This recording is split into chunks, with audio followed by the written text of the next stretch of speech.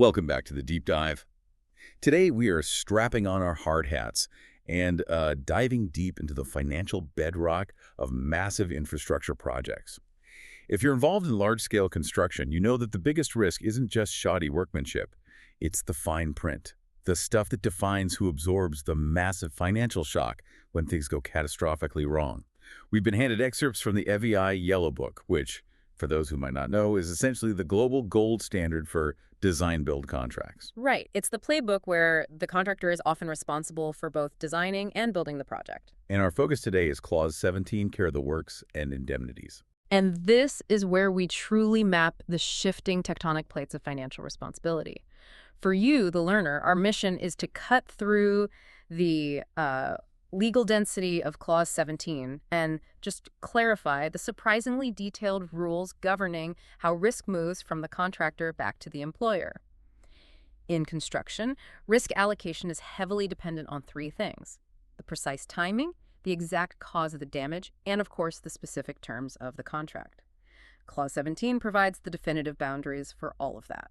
And you really need those boundaries because the scope here is huge. I mean, we're talking about everything from the project physically collapsing to a third-party lawsuit for intellectual property infringement. Let's start right at the physical works. Good place to start. Let's define that primary rule of care when the project first kicks off. Okay. The first rule, subclause 17.1, it seems straightforward enough. The contractor holds full responsibility for the care of the works, the goods, and their own documents from the moment the commencement date is declared. That's it. That's the starting gun for their liability. Exactly. And that full responsibility, it stays with the contractor until the taking over certificate is issued. That could be for the whole project or just for a specific section that the employer wants to start using. And that certificate is the critical legal moment, isn't it? It is. That's where responsibility officially passes to the employer. Up until that point, the contractor's holding this very fragile, very expensive package. And if damage or loss occurs before that handover, the contract explicitly says from any cause whatsoever, the contractor has to fix it at their own risk and cost. It sounds like the default position is just always contractor pays. That is the contractual intent. But, and this is a huge but, there's a massive caveat, which we're about to get to. Okay. But before we leave this handover, there's a crucial nuance. Even after the employer takes over, say, 95% of the project, the contractor still retains responsibility for any outstanding work. So the punch list items. The punch list items, exactly. Yeah. Responsibility follows the remaining scope of work until it's all done. You can't just shift all the risk on one day. That makes perfect operational sense. Now let's get to the twist. Even after that taking over certificate is issued, the contractor isn't entirely free, are they? Not at all. This is where the difference between timing and cause becomes paramount in subclause 17.2. Right. Exactly. The first part of 17.2 deals with what you could call residual liability. This is where the forensic investigation really begins. The contractor can still be liable for loss or damage that's caused after the certificate, but here's the key. They are also liable for damage that occurs after handover, but which originated from an event that happened before the certificate. Okay, let's use an analogy here, because this sounds like the difference between a new accident and a delayed consequence. Yes. Say a contractor installs a critical structural bolt improperly in month 2. Project's completed, employer takes over in month 6. Then in month 10, that bolt fails, and a structure partially collapses. The cause determines the liability, not just the timing of the collapse. Got it. Think of it like a ticking time bomb. The defect was implanted before handover, even if the explosion happens much later.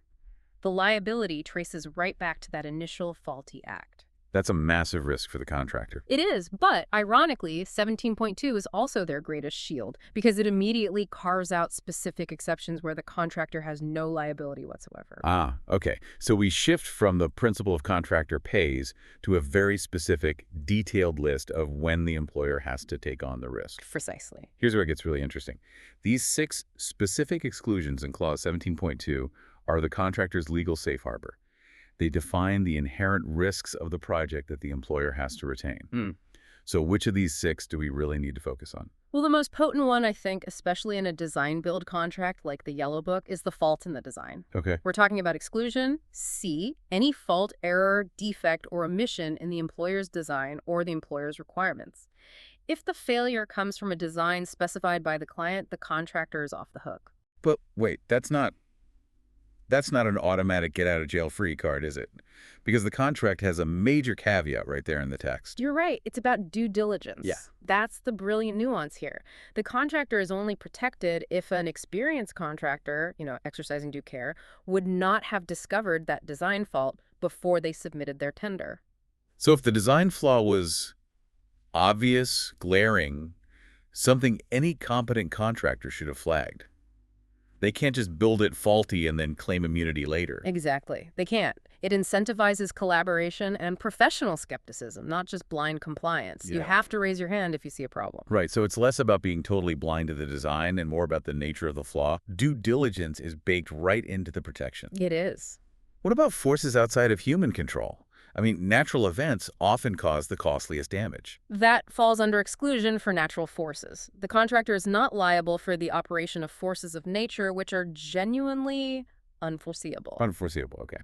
Or against which an experienced contractor could not reasonably have taken adequate preventative precautions.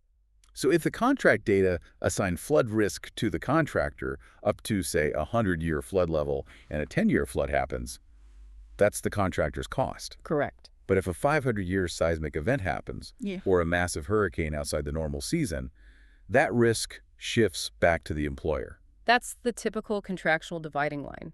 And we can't forget the third critical exclusion, which covers any act or default of the employer's personnel or their other contractors. Wow, so if the damage is caused by the client's own team, or another company working for the client on the same site, that risk is retained by the employer. It's not the main contractor's problem. that is a robust list of reasons for the contractor to say, not my fault. But let's say one of these excluded events does occur. A 500-year flood causes millions in damage. Does the contractor just stop work? Absolutely not. The work has to continue, but the financial mechanism changes completely. First, the contractor gives prompt notice to the engineer. Then they rectify the damage only to the extent the engineer instructs them to. And that instruction becomes a variation by instruction under the contract. Let's unpack that for the listener. What does turning the fix into a variation mean financially? It means the expense is no longer a liability for the contractor. Instead of being forced to fix damage at their risk and cost, which is a financial loss, they are now fixing it as a paid service. A variation. A variation. The cost burden plus profit, it shifts back to the employer where the risk originally lay. It turns a potential loss into a legitimate paid scope of work. That's a massive financial difference. Now, what happens if the cause is messy? Say, a flood, which is the employer's risk, damages the works. But the damage is worse because the contractor failed to secure materials, which is their risk. And that's the reality of construction. It's rarely a single cause. The contract anticipates this. It's the rule for mixed causes. If the loss results from a combination of an excluded event and a contractor fault, the contractor gets a proportion of extension of time and/or cost plus profit. So they're compensated only for the portion that's attributable to the employer's risk. It's never all or nothing. Never. It's about fairness and attribution. Okay, so we've covered who pays for the physical structure itself, the works. But big projects open everyone up to legal exposure from the outside world. Let's shift to protecting the parties from third-party claims. Good idea. We'll start with intellectual and industrial property rights, IPR, under Clause 17.3. This is where we get into patents, copyrights, trademarks, the intangible risks. And here, the administration is just as important as the liability itself. The crucial detail is the 28-day notice rule. That is a hard deadline. A very hard deadline. If a party gets a legal claim alleging infringement, say, a patent holder sues the project, and they fail to give formal notice to the other party within 28 days. They lose their protection. They essentially waive any right to be protected by the contract. You cannot sit on that claim. It forces immediate action. So who covers whom? Well, the employer protects the contractor if the infringement results unavoidably from complying with the employer's own requirements or a variation. So if the employer forces the use of a specific proprietary process that later turns out to be infringing, that's on the employer. Correct. Conversely, the contractor protects the employer for claims arising from the contractor's actual execution of the works or their use of their own equipment.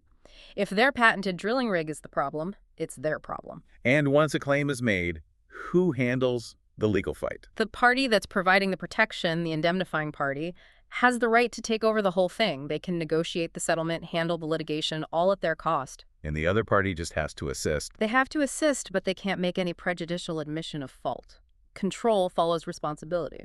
That makes sense. Let's move to general indemnities. In 17.4 and 17.5, we're shifting from IP to the messier risks, bodily injury and property damage. Subclause 17.4 is the contractor's general protection for the employer. The contractor holds the employer harmless for third-party claims, damages, legal fees, for bodily injury, sickness, disease, or death that arises out of the project. This is the bedrock coverage for site safety, for public interaction. It is, unless the injury is demonstrably due to the employer's own negligence. And what if the contractor, through negligence, damages something outside the contract, like cracking the foundation of the museum next door? That external property damage is also covered by the contractor's indemnity, provided it's attributable to the contractor's fault. And crucially, 17.4 also brings back the design element. Yes, it does. The contractor provides an indemnity for any failure in their design obligations that results in the works not being fit for purpose. So if the system, as designed and built by the contractor, just fails to do what it was contracted to do, the employer is protected. Exactly. Now, 17.5 flips the script. This is the employer's protection for the contractor. Where does the employer step in? The employer protects the contractor against third-party claims for injury or property loss other than the works due to the employer's own negligence. And, significantly, the employer also covers the contractor for external property damage that comes out of any of those 6 critical excluded events we listed in 17.2. So if the employer's faulty design, a 17.2 exclusion, causes a wall to collapse and injure someone on the sidewalk, the employer covers the contractor's legal liability to that person. Precisely. The risk follows the fault, even into the courtroom. It's a clean and crucial chain of indemnity that mirrors the care and responsibility rules. As we've established, though, the real world doesn't fit neatly into 6 boxes. Projects often have shared fault. Almost always. And that brings us to the final, most complex piece of the puzzle. Subclause 17.6, the principle of shared fault and proportionate risk. This clause is the contract's acknowledgement that causation is often blended. It ensures liability isn't monolithic. It forces the parties to analyze the degree of contribution, not just assign 100% of the blame. Okay, walk us through the mechanics. If a contractor has a duty to cover the employer for a claim, say for third-party property damage, under 17.4, how does 17.6 adjust that payment? The contractor's duty to protect the employer is reduced proportionately to the extent that any employer-liable event, one of those 6 safe harbor clauses we discussed, contributed to the damage. Okay, so let's say a lawsuit results in $1 million payout. A tribunal finds that 60% of the fault was contractor negligence, but 40% was due to an unforeseeable ground condition, which was the employer's risk. Then the contractor's indemnity obligation is immediately reduced by that 40%. They only pay $600,000. Wow. That is the power of proportionality. It is critical legal defense. It prevents the party with the majority fault from pushing 100% of the financial burden onto the other. And this works both ways. Equally in the opposite direction.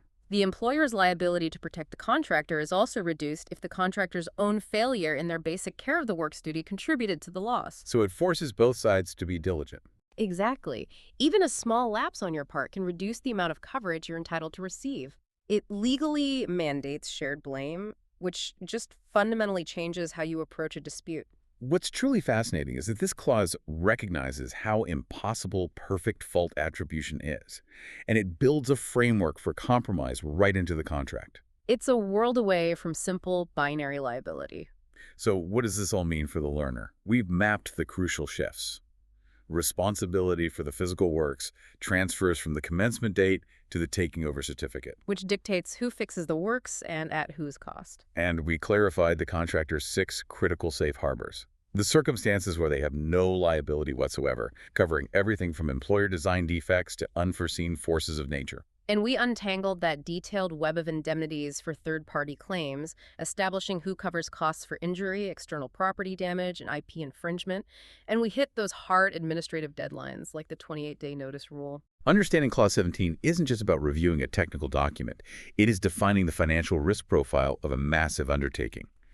Knowing these boundaries is the difference between completing a project and facing catastrophic, unexpected financial exposure, especially for an event that the contract intended the other party to manage. Which raises an important final question for you to consider. Given how heavy the reliance on proportionality is in Clause 17.6 and how rarely real-world failures have a single, neat cause, How challenging must it be in practice to precisely attribute and quantify the proportion of contributions, say 30% or 70%, between an ambiguous event like unforeseeable forces of nature on one hand and a potential lapse in the contractor's care of the works on the other? Right. That need for precise, quantifiable attribution in the face of chaos is where the technical and the legal meet, and it defines modern project risk.